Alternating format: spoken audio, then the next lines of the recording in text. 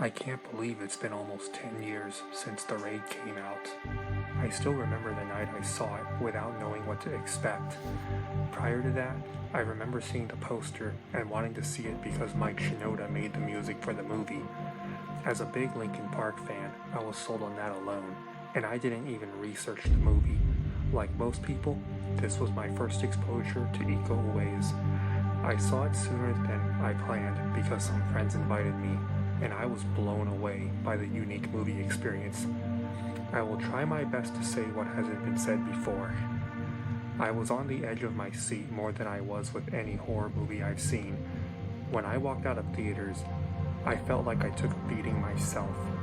This was the only movie I still regret not seeing twice in theaters. When it came out on Blu-ray, I was introducing it to many who haven't seen it, and none were disappointed.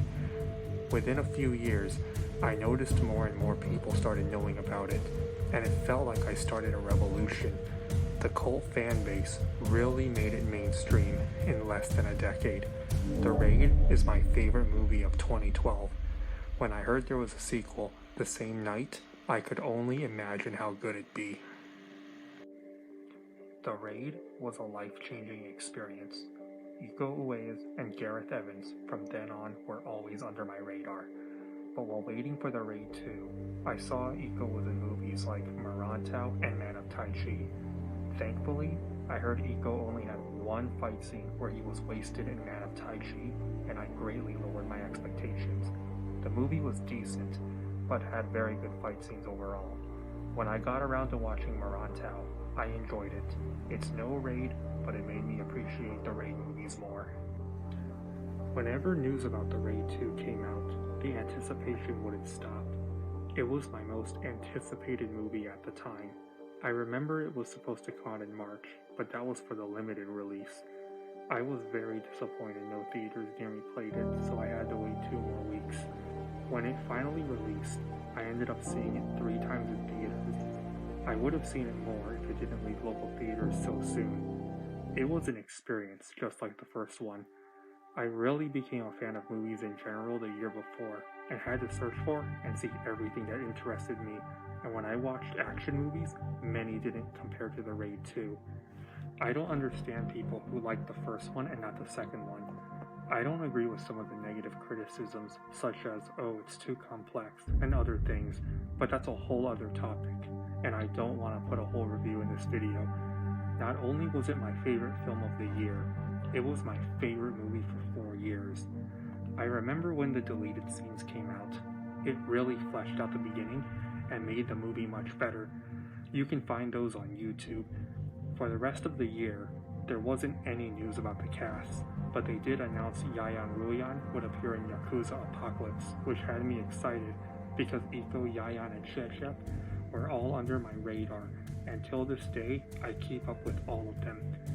In this video, I'll be referring to them as the Raid guys, if I'm talking about 2 or 3 of them, and I might make more parts of a video like this where I talk about others from the cast.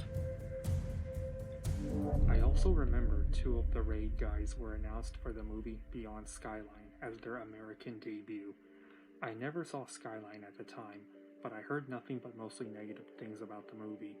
Many comments about the announcement were about the disappointment that this would be the cast's American debut.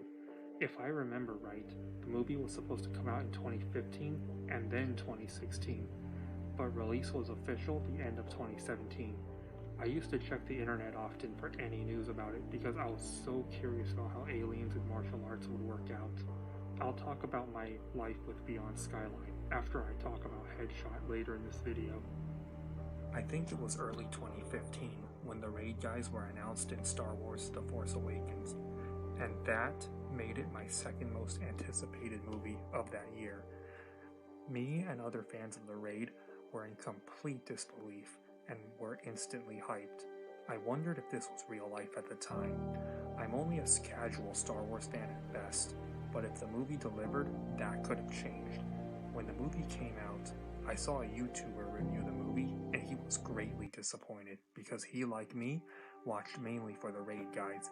He talked about their disappointing come-and-go appearance, and thanks to his review, I knew what to expect. I'm sure most of you watching know what I'm talking about. Who knows how good the movie would have been if they were handled properly. If that was all they were in for, then there shouldn't have been a big announcement about it. At the end of the year, the movie Headshot was announced, and I was like, finally, an Iko Uwais film I can look forward to, because the Mo brothers were involved. I was very curious how they'd handle an action film, but I also remember Gareth Evans saying in an interview that Timo was more violent than he was, and that alone raised my expectations, which I lowered down the line. On a side note, Timo is my favorite movie director of all time. I remember news about the movie took forever to come out. On top of that, it didn't come out in the States till about 3 months after the Indonesian release. In America, it happened to come out the same day as Logan, and I happened to see both the same day. I told myself that I shouldn't expect the Raid movies because that would be asking for too much. I was so happy a theater near me played Headshot, but the times were terrible. After watching, I agreed with the other reviews that it was no Raid. I put it a level below the Raid one, but I was happy we got a Iko Uwais movie. Even though Headshot was my most anticipated film of 2017, Beyond Skyline was the film I was most curious about. I remember they released an action scene with the Raid guys long before a trailer was released, and I was even more intrigued than I was before. When I talked to others about Beyond Skyline before its release, no one, not even people who liked the first film, knew about it. I felt like I was a promoter for the film.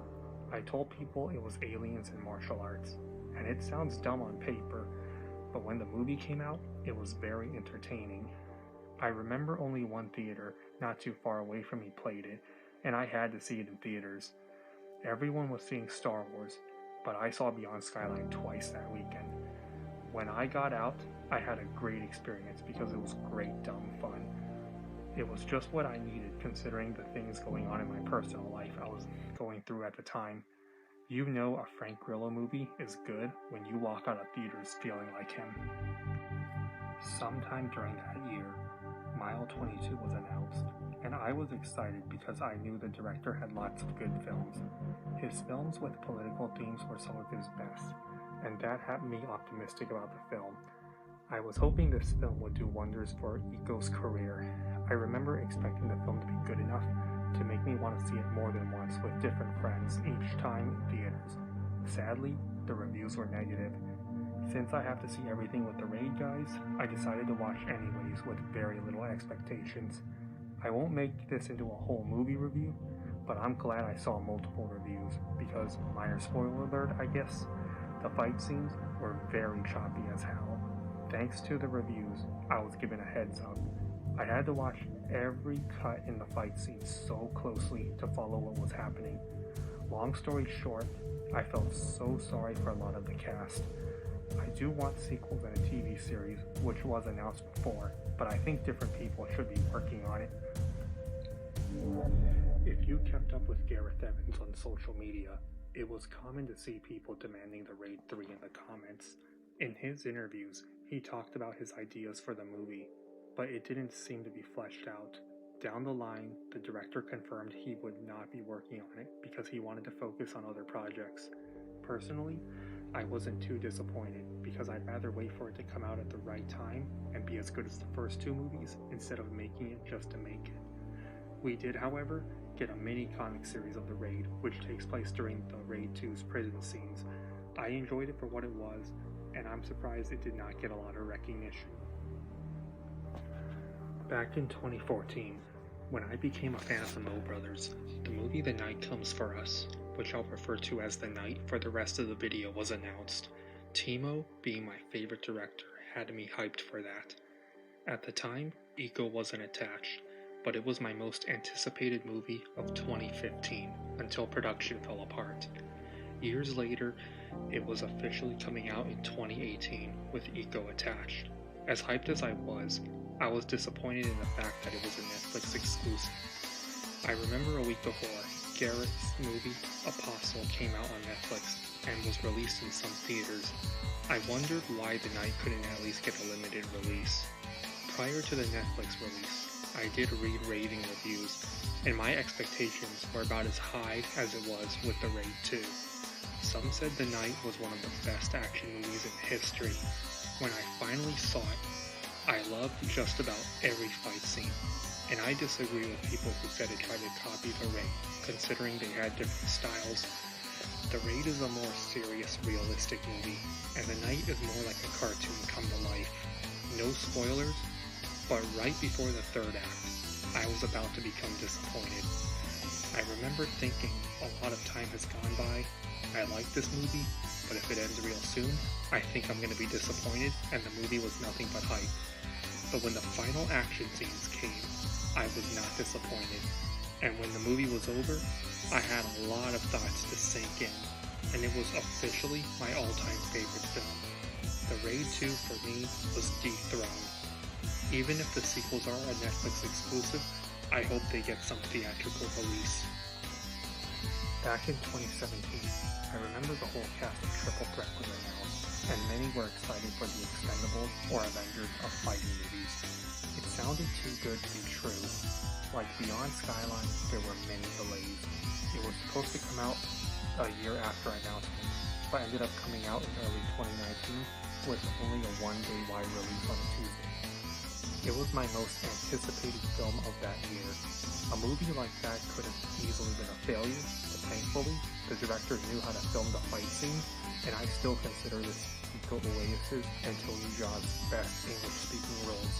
The movie is far from perfect, but I think in many ways, it's a perfect fighting movie. If you're expecting anything to be The Raid or The Night from anyone other than those directors, then you're asking for too much.